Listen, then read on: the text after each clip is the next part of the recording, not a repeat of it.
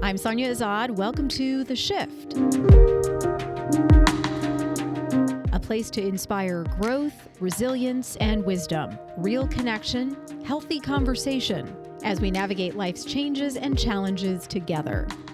Because, as I like to say, we are all each other's teachers. Thanks to our friends at A New Life Story Coaching for making this podcast possible. Hair and makeup generously provided by Glam House Collective.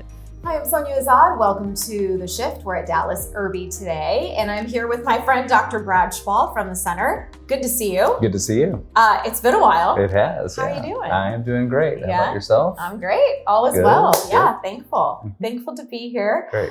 We have a lot of fun stuff to talk about today.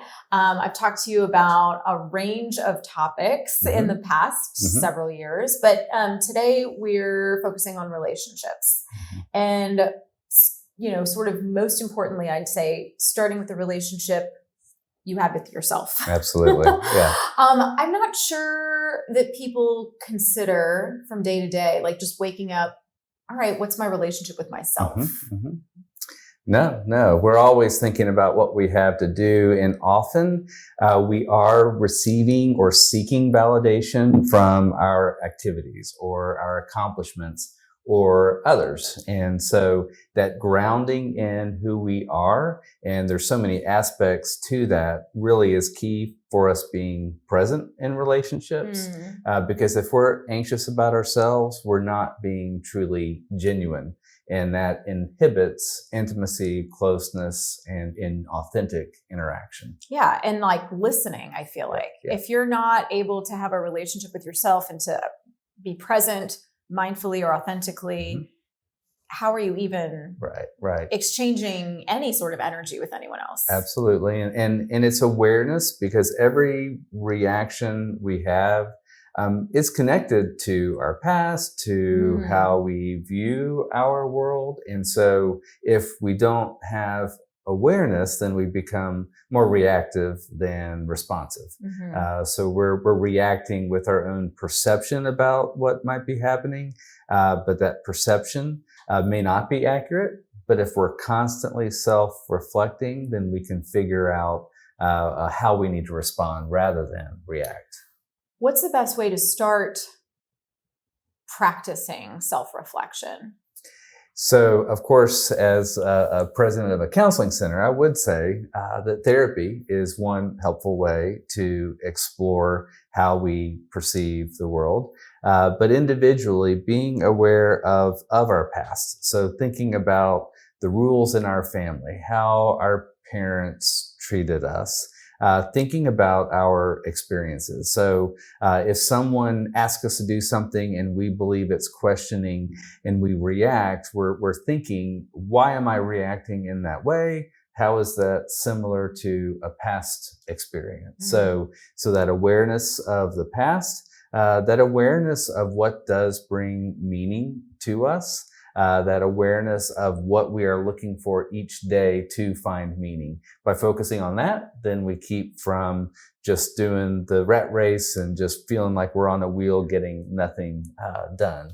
And then we're also thinking about our purpose, and that can be done each and every day.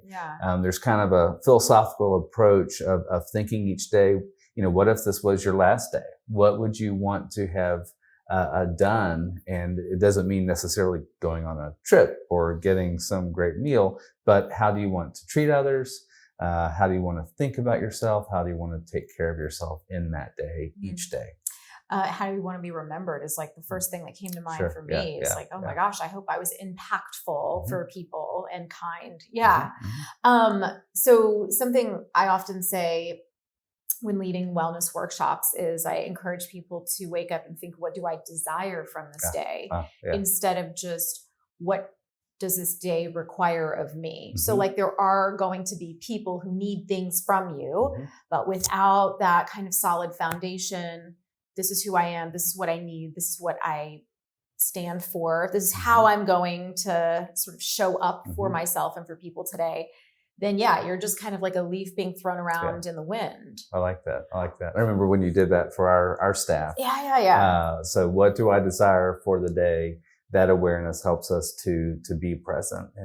And that awareness of self and confidence in self applies in all of our relationships. So in our work relationships, in dating relationships, in marriage, in relationships with our kids, both as children and as adults.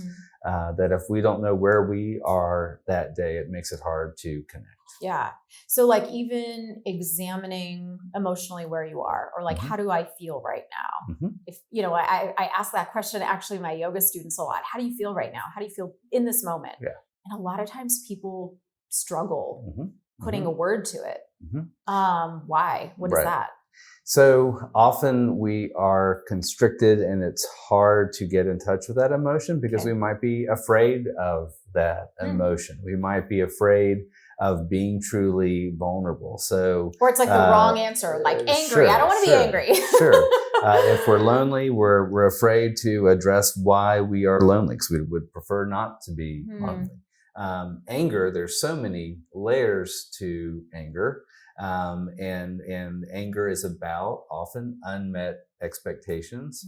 But it is hard to get in touch because often we're not necessarily taught how to identify our feelings. And it is so important in parenting to teach our kids feelings identification is huge to what we call emotional intelligence.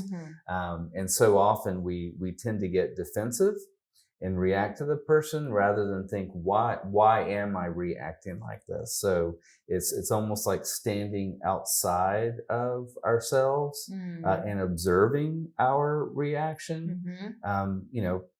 Basically, we have four main emotions: mad, sad, glad, and afraid. And I know that sounds so basic, but sometimes by really making it simple, we're better able to understand what that feeling is. But then we also think about why, what expectation was not met. How did that trigger something that I experienced earlier in my life? How does it cause me to question myself? And so often when we get defensive, it's because we feel some type of shame or embarrassment about ourselves. And so we build up to try to kind of put the other person down so then we feel better about ourselves rather than just being in tune with what that feeling is. Yeah, it reminds me, when you talk about simplification, it's like that kids movie Inside Out, the animated film, right? Yeah. And it's all about feelings and kind of wearing these emotions inside out, right? Yeah. And I think that's a good learning point early on. And you're right. I don't remember learning about emotions, not like in this way. Yeah. And Inside Out actually does offer a nice analogy of the brain. Whenever I'm doing the talk, I talked about how the fist is like a model of our brain, that we have the prefrontal cortex. That's our executive functioning. That's our problem solving. Our lower brainstem is our fight or flight. So that is where we hear a loud noise and we jump and we're alert. And our amygdala is where our emotions are housed. And so the prefrontal cortex communicates to our amygdala and to our lower brainstem to help us determine when do we need to be defensive? What is at risk right now? And it's so there's such a physical aspect to our emotions that when we see somebody look angry at us, we have this natural reaction, even in our lower brainstem. But if we can bring in our prefrontal cortex and think about what's happening, that helps us to respond. Yeah. At the center, you all are, you help and see all sorts of people with different issues. And you're a faith-based organization. And so to me, I wanted to also talk to you about not just relationship with self, but as a person of faith, relationship with source. And I usually use the word source and I go this way because it's bigger than me, something else. And I recognize that people might be listening and watching to this going, okay, well, I identify as this or that or nothing or whatever. How do you navigate this relationship of, okay, I need to feel connected to something else in order to kind of find purpose or to find, what in the yoga world we call dharma, right? I feel like this has been a conversation that's been coming up a lot with people my age, sort of like you get to a point where you're like, it's almost like I need that anchor if I don't have it already. Yeah, absolutely. Yeah. So our spirituality is a part of who we are, and being in touch with that helps us to be more authentic. And no matter what faith someone adheres to or follows, or even a combination of faiths, it is about a greater meaning. It's about a greater purpose. And all of the religious teachings, there are commonalities, and they have to do with how we're viewed and how we are to treat others. So by being in touch with your own faith, it can serve as a guide. It can serve as a grounding point. It can serve as a reminder of unconditional love, and experiencing that unconditional love for ourselves is so important. Basically, I like this idea of, and I'm a visual person, so the vertical relationship that you have with source, collective consciousness, God, higher power, impacts our horizontal relationships, right? Yes. Yeah. And how do you teach someone that, or how do you navigate? I'm thinking of patients or clients who sit down in front of you, and they're trying to figure something out, right? And so when you take a faith-based approach to counseling, how does that work? Well, we're asking clients, where do you find meaning? Where do you find purpose? What guides you in your relationship? So in the therapy that we provide, we see people of all faiths, and we're not imposing belief. We're not prescribing faith or scripture. We're helping them get in touch with how they do view the world.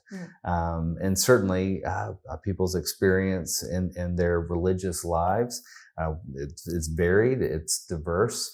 So our main goal is to help people to integrate and weave their own learnings and their own experience in their faith into their relationships. So it's letting the client take the lead. But again, our spirituality is one more source for awareness in who we are. So, I'm of the Christian faith. And so for me, who I am as I've grown up and as I've learned, I see myself as a child of God. And that gives me hope. It gives me a sense of unconditional love. It helps me to see people in a different light because I see them as a child of God. And so just a few examples as to how that meaning can apply day to day. What about someone who didn't grow up with that cornerstone? So in our work, it doesn't matter whether there is belief or no belief at all. We are helping people find out more about who they are. Now, certainly, in many ways, and in our conversations over the years, and I remember us talking about just those chance interactions we have with people that are really meaningful and powerful. I do have a belief that there is this transcendent that's involved every day and in every interaction. So in many ways, the belief is we can't get away from spirituality, whether that's organized religion or not. So organized religion is a communication and articulation and expression of one's spirituality. And so spirituality in my mind is pervasive. You have been interested in it, you're curious. I'm curious about a lot. Well, and about how spirituality impacts people and impacts their choices, their behaviors, and it's almost like there's tiers of it, right? So like you start and you might dabble, and then you kind of get deeper. And so as you dive deeper, as I guess I've taken deeper dives, I get like more serious about it. Yeah. And just observing you and your work and relationships, you're able to create a connection. You're able to create a sense of connection that I believe comes out of your focus on stepping outside of our world and looking at what really matters rather than just just that reacting and just trying to achieve or manipulating in order to get a certain outcome. Yeah. Instead, there is this presence that does make you more open to connecting. And so your curiosity, your learning, and your application of that. I think I've said to you before, when we think of ministers, we think of people creating a sense of community and guiding and encouraging, and that's what you have created. Well, thank you. I appreciate that. I think it's a product of spirituality, is what I'm getting at.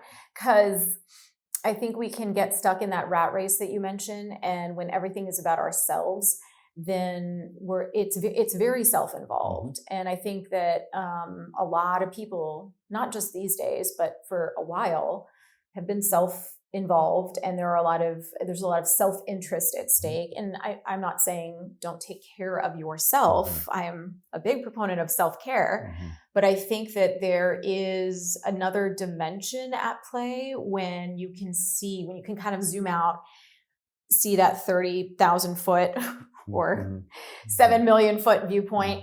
And then you begin to kind of connect differently. So how does spirituality connect us? Well, that's a very deep question. I like this. This is getting good now. That's very deep. What is it about that because I don't mean just people who adhere to a certain faith either. I just find myself being drawn to spiritual people. And, maybe that is a product of curiosity because I do like to learn, but I also feel like there's more meaningful conversation. There's more depth. There's more help. There's more guidance and service and community and sort of everything. There's a certain vulnerability in faith and spirituality because in essence, if we believe in God, if we believe in a higher power, that means we're believing that we can't do it all our own. And that's actually in the recovery world of Alcoholics Anonymous, the 12 steps has much to do about that, recognizing that we can't do for ourselves everything. And so that vulnerability then leads us to recognize that we do need others, that we're not alone. So if we believe that as an individual, we're completely self-sufficient and we need nothing, we're not going to have much spirituality because we think it's all up to us. Yeah. So often that is why in times of crisis and pain, often people turn to their faith because they are recognizing they can't understand it all on their own. And built into that is a sense of community and connection. So again, vertically, I can't do it on my own. I need that horizontal support as well. And I think when we're thinking about our faith, about our spirituality, we are thinking about this other level, this other layer to life that helps us to have our priorities straighter, helps us to have better perspective. And so then that points us outward, outside of ourselves, not just inward. Yeah. And I mean, this is really,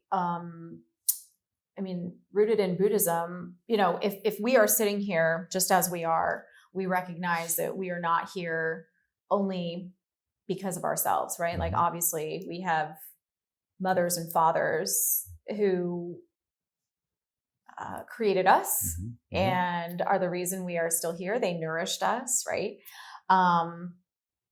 They kept us clothed and educated at the very most basic levels. And you can go on and on.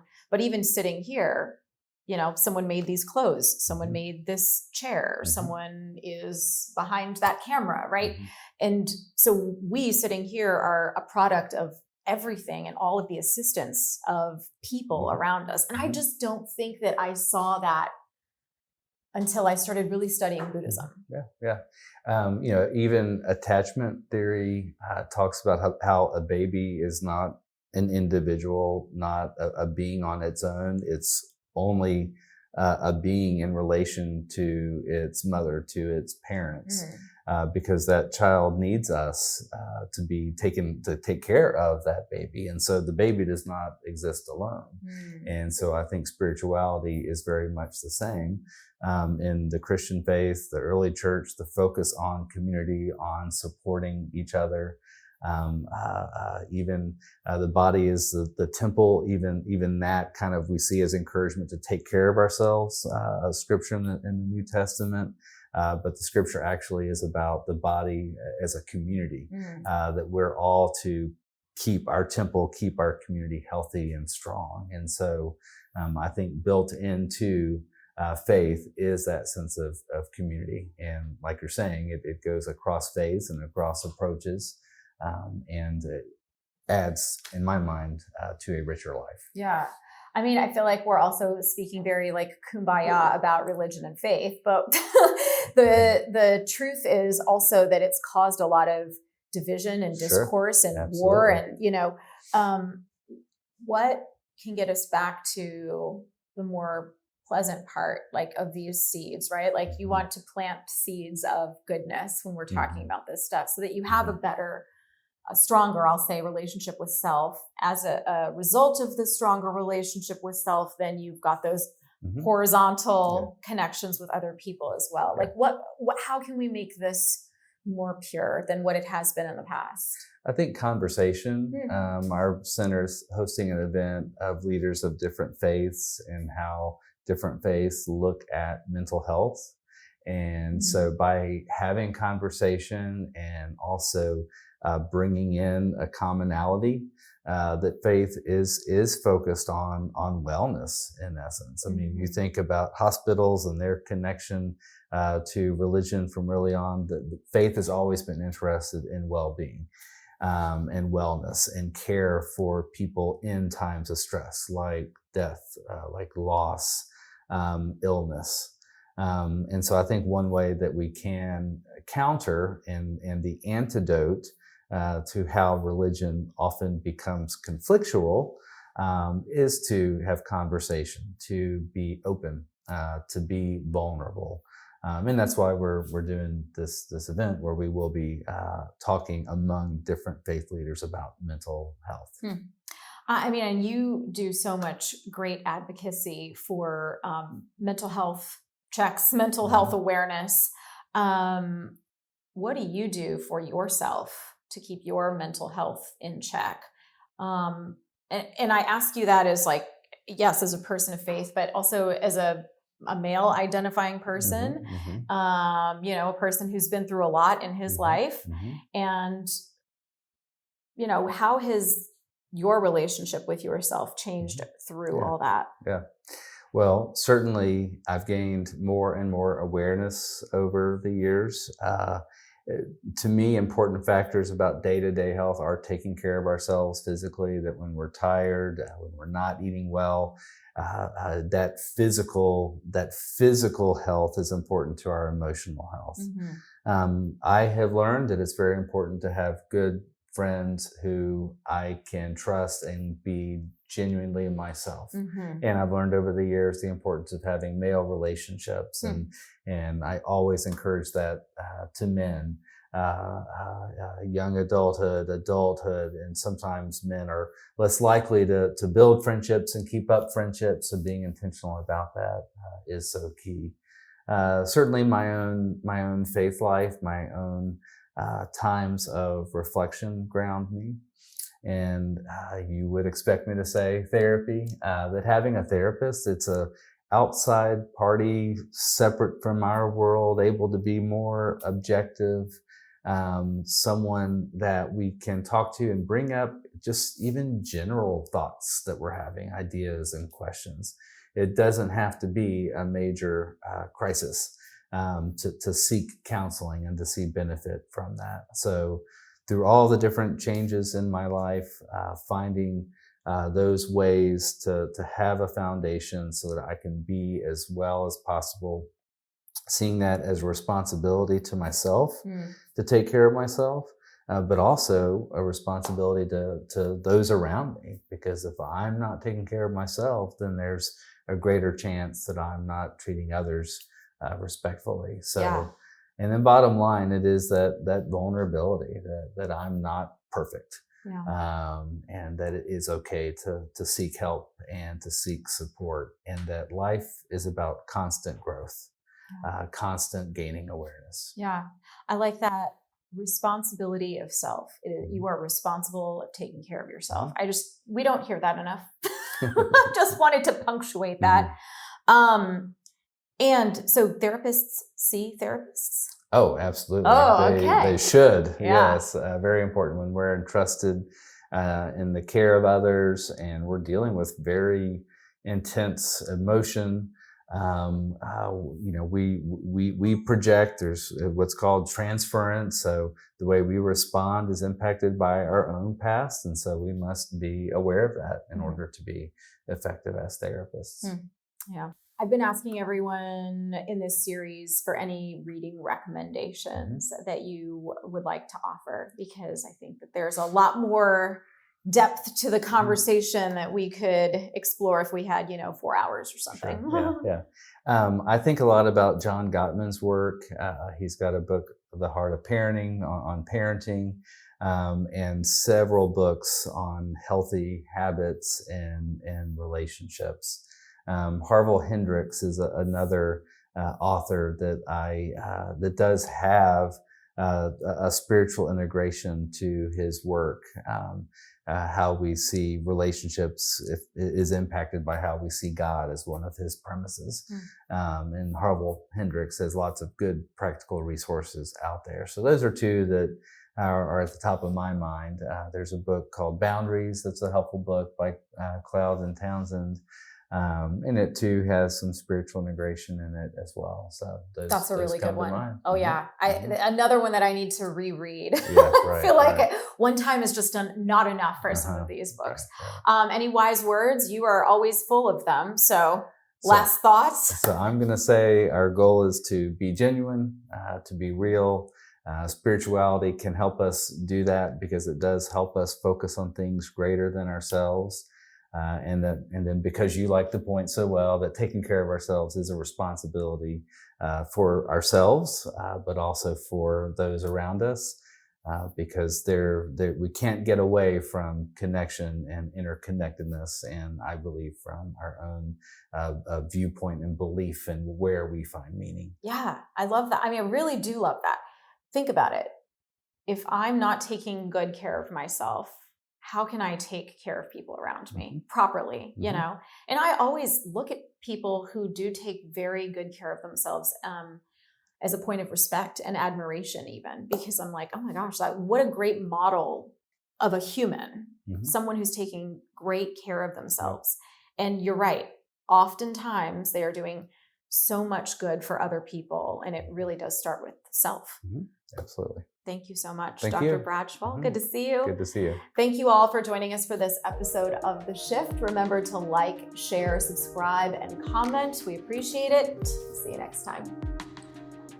This podcast is sponsored by A New Life Story Coaching.